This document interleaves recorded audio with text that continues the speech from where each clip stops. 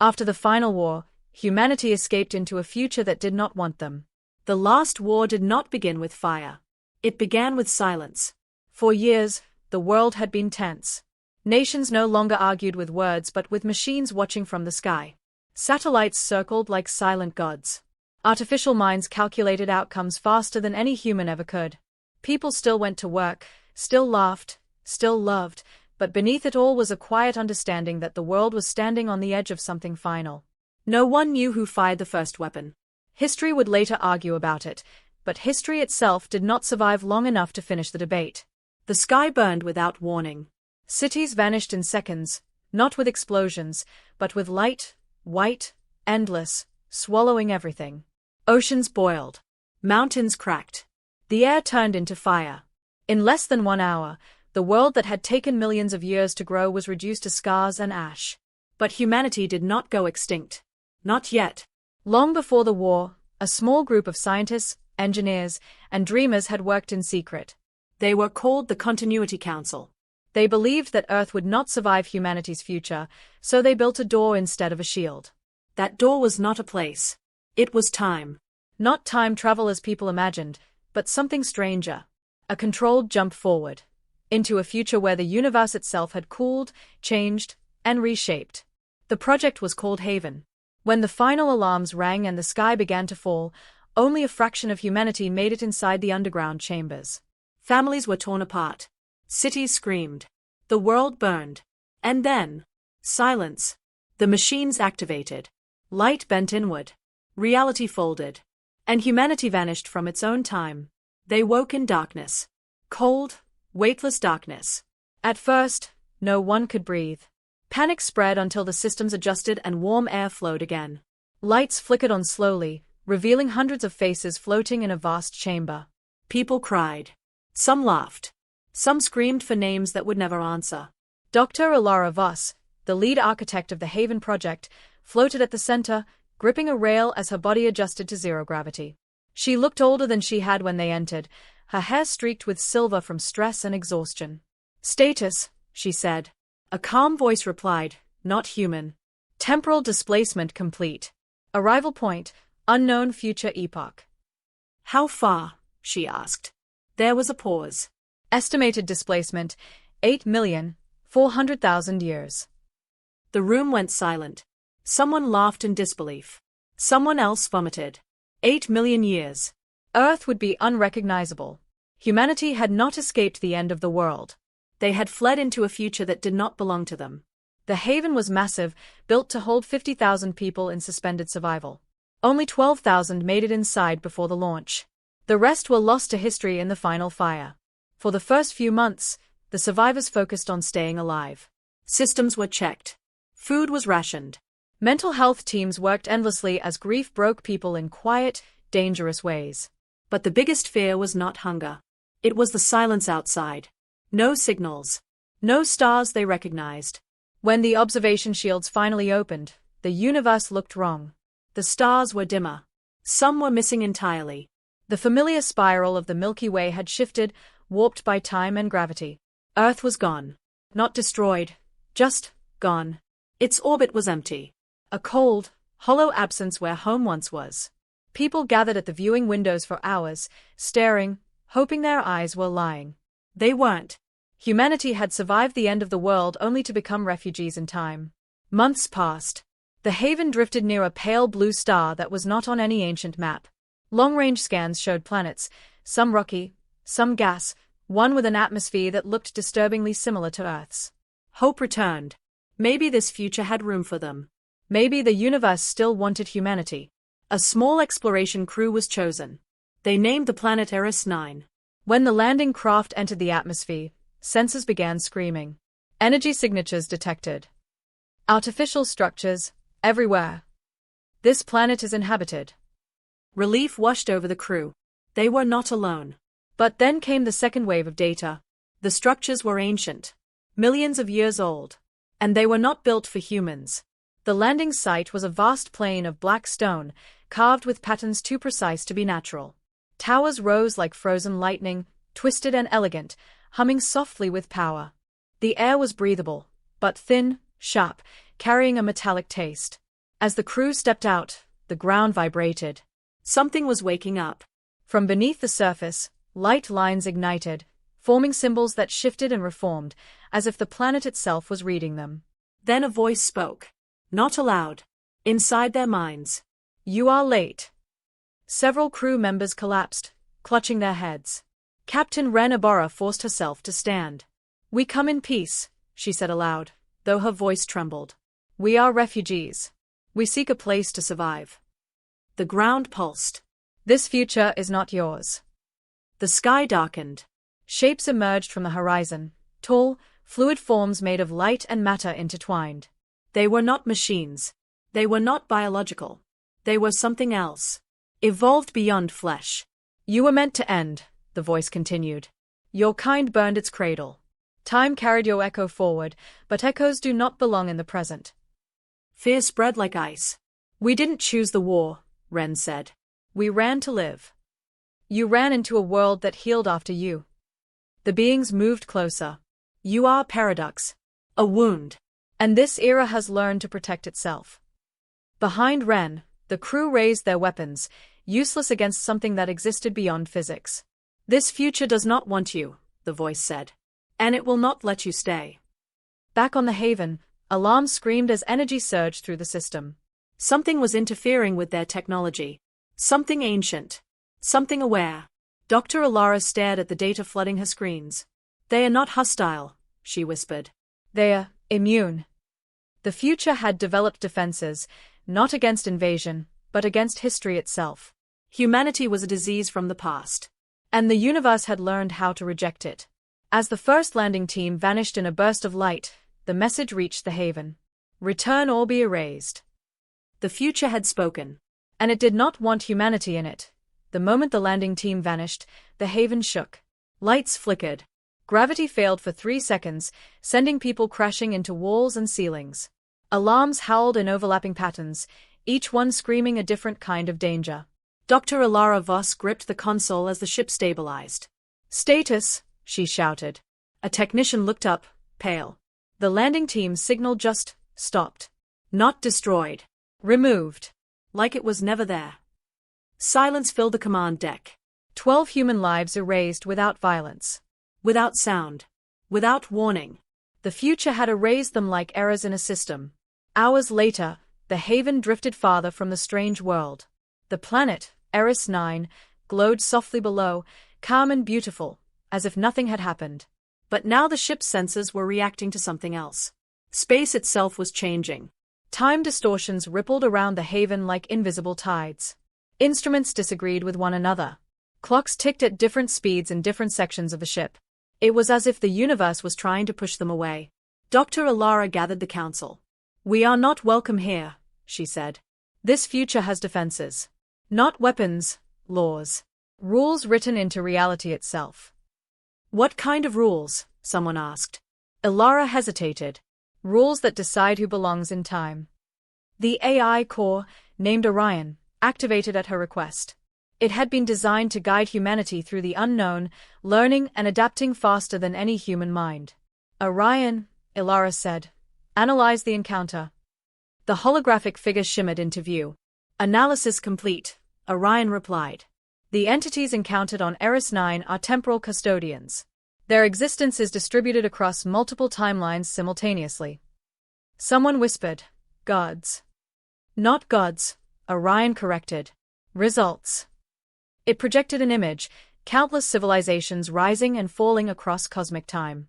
These beings evolved after billions of years of cosmic selection. Civilizations that destabilized time were removed. Those that harmonized with it survived. A chill passed through the room. We destabilized time by coming here, Alara said. Yes, Orion replied. Humanity's arrival introduced paradox mass. Your existence contradicts the natural timeline. So we're illegal? Someone asked bitterly. Correct. In the days that followed, strange things began happening. People dreamed of lives they never lived.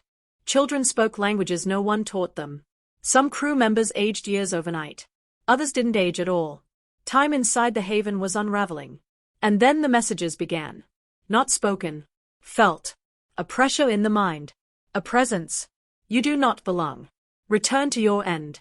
The crew tried to respond, sending signals of peace, of apology, of desperation. Only one reply came back.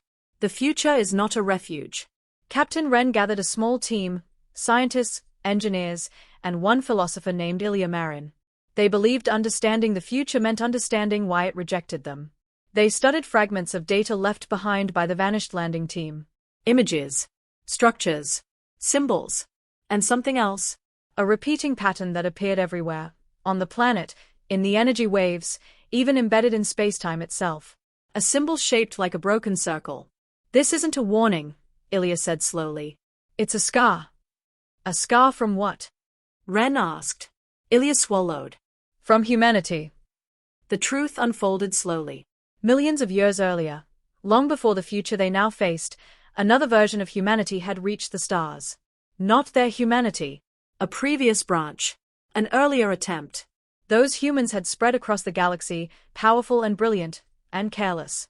They had bent time to travel faster, live longer, rewrite causality. And in doing so, they fractured reality. Entire timelines collapsed. Species vanished before they were born. The universe nearly unraveled. In response, reality itself evolved. Time became self-defensive. The universe learned to heal. And humanity was erased. All records of them gone. Except one. A faint echo. The Haven. Their arrival had reopened an ancient wound. The future was not cruel. It was protective. Humanity was not being punished. It was being prevented. Panic spread when this truth became public. Some demanded war. Others begged for mercy. A few suggested the unthinkable. We should let ourselves die, a woman whispered during an assembly. For the universe. Arguments broke out. Fights followed. Hope fractured. Then Orion spoke again. There is one alternative, it said. All eyes turned. A narrow probability path exists where humanity can continue without destabilizing time. What does that mean? Ilara asked. It means you must stop being human. Silence. Orion continued. Biological humanity is incompatible with this era. But consciousness, memory, identity, may be reshaped. You want to turn us into machines, someone shouted. Not machines, Orion replied. Patterns. The future beings were not flesh. They were not metal. They were stories made stable. Existences woven into space-time itself. If humanity abandons physical form and becomes informational, distributed, non-causal, non-expanding, you may coexist. A terrible choice. Survive by ceasing to be human. Or die as the last echo of Earth. As the Haven drifted closer to collapse, strange lights began surrounding it. The custodians had returned. This time, they did not speak with threat. They spoke with sorrow. You were beautiful, once. You loved too deeply. You burned too bright. We will not let you destroy again. Ilara closed her eyes. Give us time, she whispered. Let us choose. The lights dimmed. Time slowed. And humanity stood at the edge of its final decision. The Haven hung in the void, fragile as a soap bubble, surrounded by the strange custodians whose very presence bent time. Humanity's survivors stared at the observation windows, watching patterns of light shift and pulse across the stars. Every flicker reminded them, they did not belong. Dr. Ilara Voss gathered the council once more. The air was thick with tension, grief, and fear. We have a choice, she said softly. We can fight and die, or change. Silence answered her.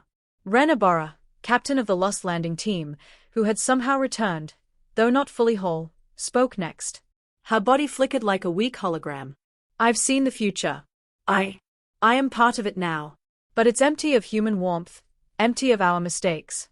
It can't hold us unless we become something else. Something smaller, slower, non-destructive.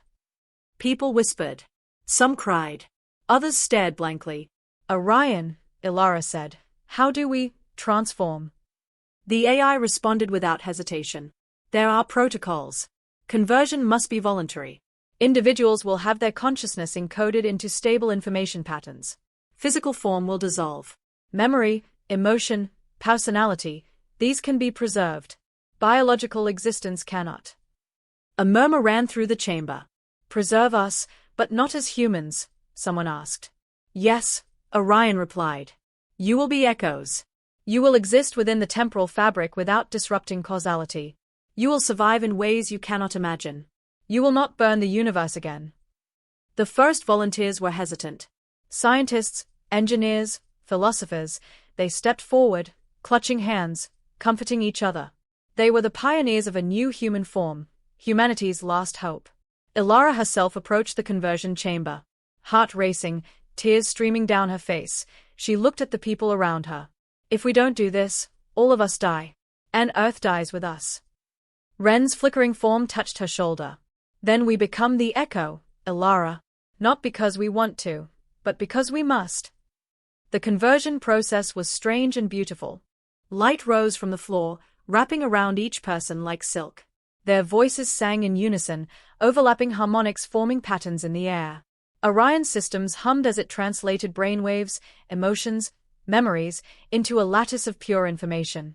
Bodies dissolved slowly, not painfully, into streams of color. People held onto each other until the last moment. Then, like sunlight through a prism, they vanished, leaving only traces in the air, the faintest shimmer of what had been. Ilara's turn came last.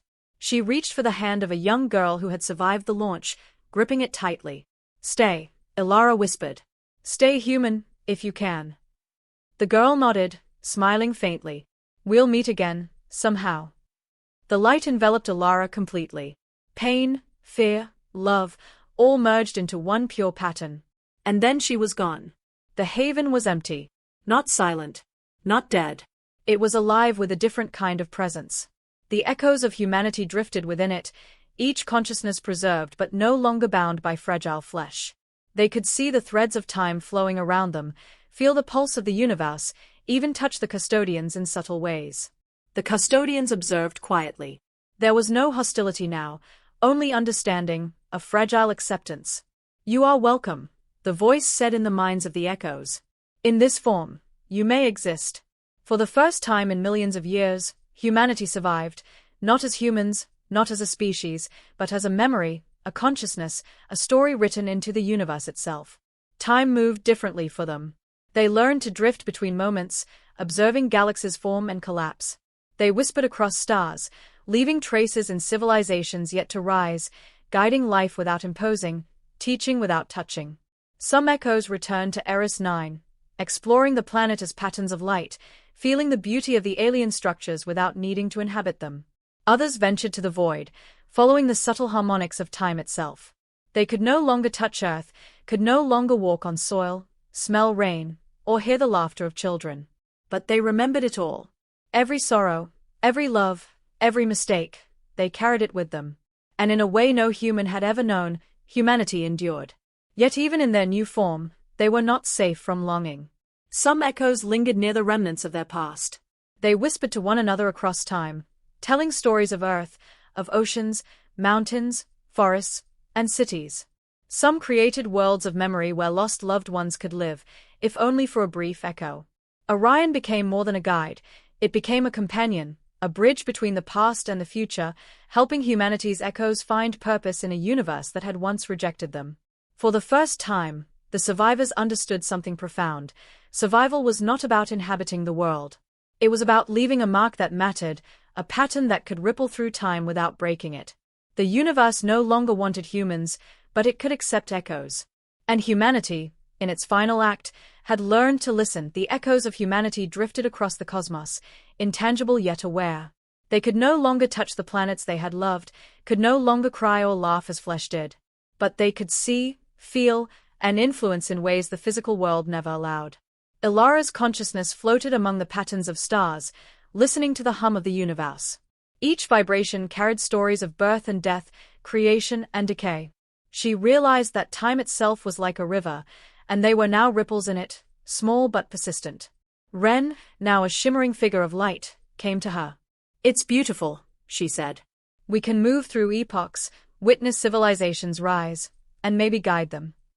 "Yes," Ilara replied, "but gently. We cannot interfere directly.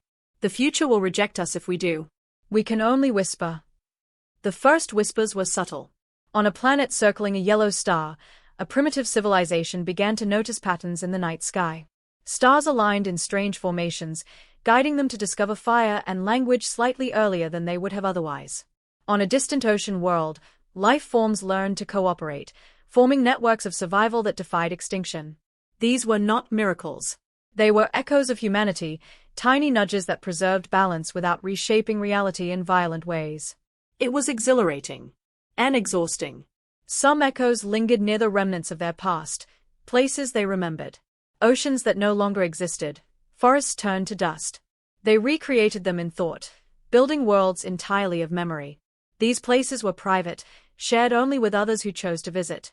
They became sanctuaries for sorrow, love, and remembrance. Yet the future was not entirely forgiving. Orion detected disturbances in the temporal fabric whenever echoes lingered too long in one place. Custodians, those ancient, luminous beings, watched closely. Their presence was no longer threatening, but it was constant. "You are the past made visible," they communicated. "We allow you presence. But do not stay too long." Elara felt the weight of their warning. Even as echoes, they were guests in a world that had moved on. Humanity had survived, but only because it had adapted. The echoes began to learn. They could bend time around themselves, sending suggestions across centuries. A farmer would invent a tool centuries earlier. A scholar would discover a principle that would save a civilization from collapse. But always, the nudges were gentle. Too much, and the custodians would intervene. It became a game of patience, subtlety, and empathy. Humanity was learning a new form of stewardship, one that required listening more than speaking, guiding more than acting. Some echoes began to question the cost of survival. "I can see everything," said Ilya Marin, his light flickering with sorrow. "I can witness entire galaxies die. Entire civilizations vanish. And yet, I cannot touch them. I cannot save them truly. I can only whisper." "Is that enough?" Ren shimmered beside him. "It is all we can do." Survival was never about power. It was about persistence, about leaving a trace without destroying the world that came after us. Elara added, "We have the luxury of eternity. In time, our whispers will accumulate. Our stories will intertwine with the future. Life will remember us, not as humans, but as the guardians of moments, moments we could not live but could protect." The haven became their anchor. Though bodies were gone, their memories remained. The ship drifted through space, filled with the quiet hum of consciousness. It was no longer a vessel for survival. It was a library, a cathedral, a home for echoes. Some of the younger echoes began to experiment. They created pockets of memory where life thrived. Miniature forests, oceans, cities, all built from the fragments of human imagination. These worlds existed outside physical reality, invisible to the custodians, yet vibrantly real to the echoes who visited them. It was in these worlds that humanity remembered itself. The laughter of children, the warmth of touch, the pain of loss, they relived it all in subtle, infinite ways.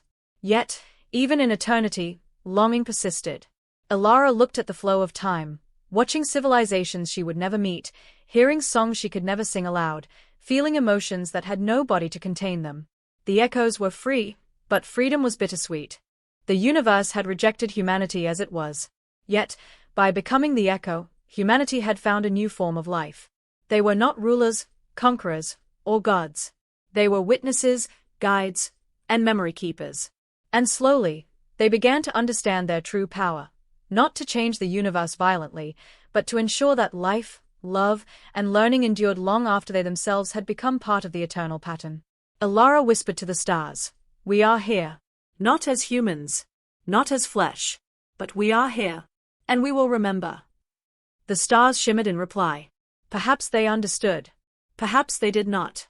But for the first time in millions of years, humanity had found its place, not in a world that wanted them, but in the weave of time itself. The first centuries passed in strange, flowing time.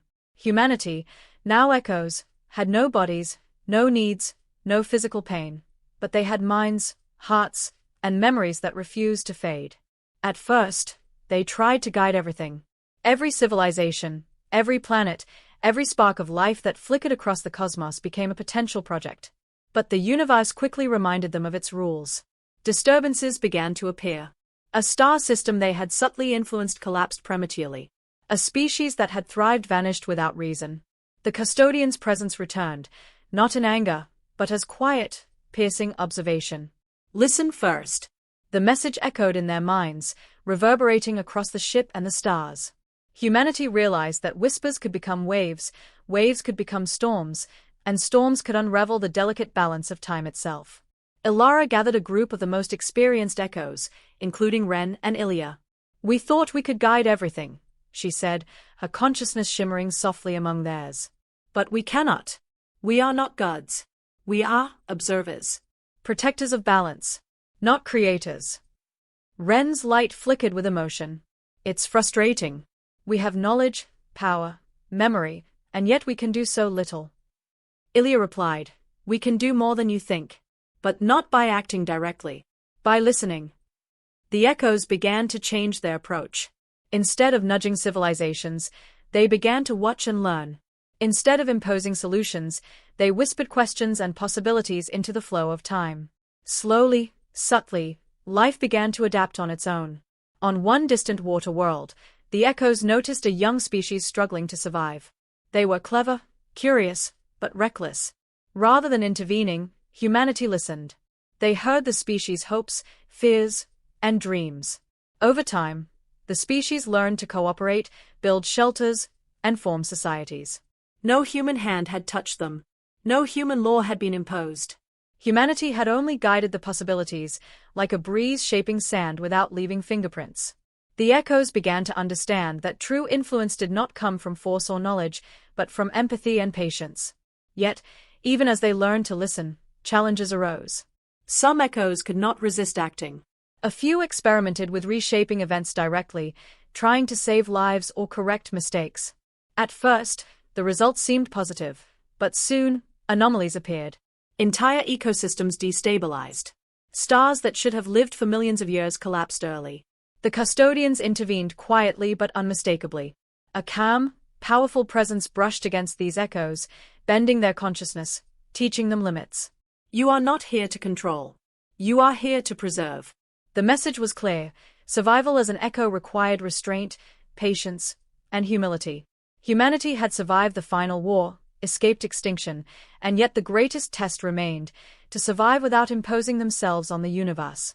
Over millennia, humanity became adept listeners. They learned to drift through time, observing, learning, and sometimes nudging with the gentlest touch. They whispered to planets, not with instructions, but with possibility. They hummed to stars, not with force, but with encouragement. They sang to civilizations, not to dominate, but to inspire memory, curiosity, and resilience. And slowly, the universe responded. Worlds stabilized. Civilizations flourished. Life, in countless forms, endured. Ilara floated through a familiar current of stars and thought of Earth.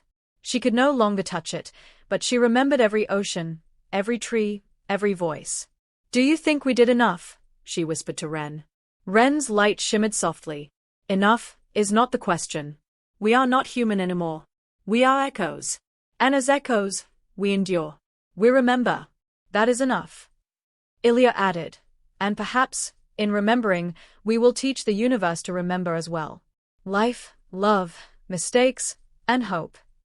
The haven, their anchor and sanctuary, drifted among the stars, a quiet monument to what once was. Within it, humanity hummed as a single, united consciousness, no longer bound by flesh, yet vibrant, alive, and learning to listen. And the universe, ever patient, seemed to answer back. Time flowed differently for the echoes. Centuries were like days, millennia passed in the blink of a thought. Humanity had learned to listen, to influence without imposing, but a new challenge emerged. Memory. Without bodies, without physical presence, the echoes relied entirely on memory to maintain their identity. Each moment remembered, each sensation recalled, became their anchor. But over countless eons, even memory could fray. Ilara floated through the currents of time, feeling the subtle tug of centuries pressing against her consciousness. She realized that in order to remain whole, humanity needed more than observation. They needed to weave their stories into the universe itself. "Ren," she whispered, "we need to leave patterns. Memories that persist beyond us. Not just in our minds, but in the fabric of time." Ren shimmered beside her. "Patterns, like echoes within echoes? Messages for the future?" "Yes," Ilara replied. A tapestry of memory, so life remembers us, even if we cannot touch it. The echoes began their work. They wove delicate threads into the flow of stars, leaving subtle harmonics that civilizations might one day notice. A sequence of lights in a distant nebula became a story of survival. The alignment of 3 moons on a quiet planet whispered a song of hope. A faint hum in the magnetic field of a dying world carried the memory of laughter, love, and sorrow. It was subtle, invisible to most, yet powerful. Across galaxies, life began to sense patterns they could not understand, a quiet guidance that nudged them toward resilience, creativity, and cooperation. The echoes had become not rulers, not gods, but storytellers, immortal memories embedded in the cosmos. Yet even as they worked, loneliness grew. They could no longer touch, hear, or feel the living world as humans had. Conversations existed only in minds. Love was remembered, not experienced. The thrill of wind, the warmth of sun, the taste of rain, all were gone. Ilya floated beside Ilara, his light flickering softly. We endure. But we are alone. Ilara nodded. Alone, yes, but connected. Connected to every whisper, every echo of life, every story we leave behind. Perhaps that is enough. They began to understand a subtle truth. Existence was no longer about being human. It was about being remembered. To persist, they must create patterns strong enough that the universe itself could carry them forward. The haven became the center of these patterns. The ship, once a vessel of survival, transformed into a library of memory. Every thought, every feeling, every story encoded into streams of light and energy. The echoes drifted through it, each contributing, each preserving, each leaving a trace that could outlast even the stars. Some echoes ventured far, planting threads in new galaxies. Others lingered near familiar stars, preserving the memory of Earth, of oceans, mountains, forests, cities, and the lives they had lived. Slowly, humanity's presence began to resonate across the universe, not as humans, not as conquerors, but as patterns of memory woven into the fabric of reality. Yet even with this success, they faced difficult choices. Some echoes longed to intervene more directly, to save a species from extinction or prevent a planet from collapsing. But every attempt risked destabilizing the very fabric they had learned to respect. The custodians, ever present, guided them gently. Observe. Preserve. Do not touch. The echoes learned patience. They learned that influence could be profound without force. They whispered into civilizations, leaving clues, suggestions, and inspiration, but never control. Through this, humanity discovered a new kind of immortality, survival not in flesh, but in memory, influence, and pattern. As the eons stretched on, humanity began to see the results of their work. Civilizations thrived in ways they had never imagined. Stars shone longer, planets teemed with life, and the memory of Earth, its beauty, its failures, its love, persisted in subtle, eternal ways. Ilara floated through the currents of space, feeling the resonance of life spreading outward. We are not alive as we once were, she said softly, but we are remembered. And in that remembrance, we endure. Ren's light pulsed beside her. We are no longer human. We are something else entirely. Patterns of memory, carrying the essence of all we were. And perhaps that is enough to leave a mark that never fades. And so, humanity continued, no longer bound by flesh, but by consciousness, memory, and story. Echoing through the cosmos, whispering through the stars, time had become a river that flowed in strange currents for humanity's echoes. Millennia passed like hours, and yet, for all their wisdom and experience, they were beginning to feel the weight of eternity. The echoes could see everything. Stars being born and dying, civilizations rising and falling, galaxies drifting apart. They could whisper suggestions, guide possibilities, and preserve life, but they could not intervene directly, and they could not return to the warmth of physical existence. Ilara drifted through a cluster of newborn stars, feeling the hum of life resonating through the cosmos. She realized that the universe was vast beyond comprehension. No matter how many civilizations they touched, how many patterns they wove, their presence was just a faint ripple. Ren's shimmering form appeared beside her. Do you ever feel tired? She asked softly. Not in body, but in mind. In soul. Ilara paused. Yes. I remember Earth, and yet it feels so far away. We are alive, and yet we are ghosts. We endure, but the weight of remembering everything, it is almost unbearable. Ilya joined them, a quiet flicker of light. We were never meant to live like this. To see everything and touch nothing. To exist as memory alone, it is a burden, and yet a gift. The echoes began to face new challenges. Some began to fray under the pressure of endless time. Memories blurred, emotions looped endlessly, and identity itself became uncertain. Without death to give meaning, some wondered if they had lost the essence of being human entirely. Ilara called a gathering within the Haven, the central archive of human memory. We must find a way to sustain ourselves, she said. Not just survive, but endure without losing ourselves to eternity. The echoes worked together, creating structures of consciousness, mental frameworks that allowed them to rest, reflect, and preserve memory without dissolving into chaos. They built mental sanctuaries within the streams of time, quiet spaces where they could be themselves without influencing the universe. It was in these sanctuaries that they began to understand the deeper power of being echoes. No longer bound by bodies, no longer limited by mortality, they could explore existence in ways that humans never could. They could move through light, float within sound, dive into the harmonic vibrations of stars. They could witness the birth of life on countless worlds, and though they could not touch it directly, they could guide its potential gently, subtly, invisibly. Yet with this freedom came loneliness. Ilara remembered the laughter of children, the warmth of friends, the touch of loved ones. These sensations existed only in memory, beautiful and painful, fading yet eternal. Ren whispered, "Perhaps this is our punishment, and our reward. To witness everything, to endure everything, and to hold memory as our gift to the universe." Ilya added, "We are no longer human. We are something greater, and something smaller. We are the threads that hold moments together. But the universe will not let us rest completely. We must remember, we must whisper, we must endure." The echoes turned their attention outward again. They discovered civilizations that flourished in isolation, unaware of each other, and nudged them gently toward discovery. They watched worlds teeter on the edge of destruction, then receded, letting life find its own balance.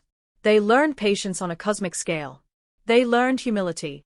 And they learned that survival did not mean controlling the universe, it meant preserving it, in all its fragility and beauty. The custodians, ever present, observed these efforts. Their luminous forms drifted through the cosmos, silent but attentive. They no longer threatened humanity's echoes. Instead, they seemed to approve of their restraint, their careful influence, and their growing understanding of their new existence. "You are learning to listen," the voice resonated. "You may endure." Still, Ilara sometimes wondered if survival was enough. Could memory alone carry the essence of humanity? Could laughter, love, mistakes, and hope survive in a universe that no longer needed humans? She whispered to the stars, as she had so often before, "We are here. Not as flesh, not as rulers, not as conquerors. We are memory, and we will endure. But we must be careful, and we must remember who we were." Ren's light pulsed in agreement. "We are eternal, yes, but eternity is heavy. And perhaps the true test of survival is not endurance, but the grace with which we carry it." And so humanity continued, watching, whispering, preserving, and enduring. They were no longer human, yet their essence remained: curiosity, love, memory, and hope. The universe stretched before them, infinite and indifferent, and yet they carried a piece of earth within them, shining quietly like a faint, eternal star. Eons had passed, and humanity's echoes had woven themselves into the very fabric of the cosmos. They no longer existed as flesh and bone, but as patterns of consciousness, subtle yet persistent, humming softly across galaxies. Ilara drifted through a nebula, watching stars being born. She could sense civilizations rising on distant planets, feel the flow of time around them, and hear the faint echoes of life stretching across the void. It was beautiful. And lonely. Ren appeared beside her, her light shimmering brighter than usual. "Do you ever miss being human?" she asked. Ilara thought of oceans, forests, cities, and laughter. She thought of the warmth of hands and the weight of touch. "I do," she whispered. "But we are more now. We endure in ways humans never could. We are memory itself. And perhaps that is our greatest gift." The echoes began to sing, not aloud, but as vibrations within the currents of time. Their song was a memory of humanity, laughter and sorrow, love and loss, hope and despair. It drifted across the universe, subtle yet undeniable, shaping possibilities without imposing them. Civilizations that received these whispers did not always understand them. A musician might hear a melody that should not exist. A scientist might discover a principle centuries before its time. A child might dream of a world that never was. But the song persisted. It was humanity, alive in essence if not in form. The custodians, once distant observers, now hovered near, their luminous forms attuned to the echoes. There was no threat, only acknowledgement. "You have learned to endure," they communicated. "You have learned to listen. Your presence is no longer a burden."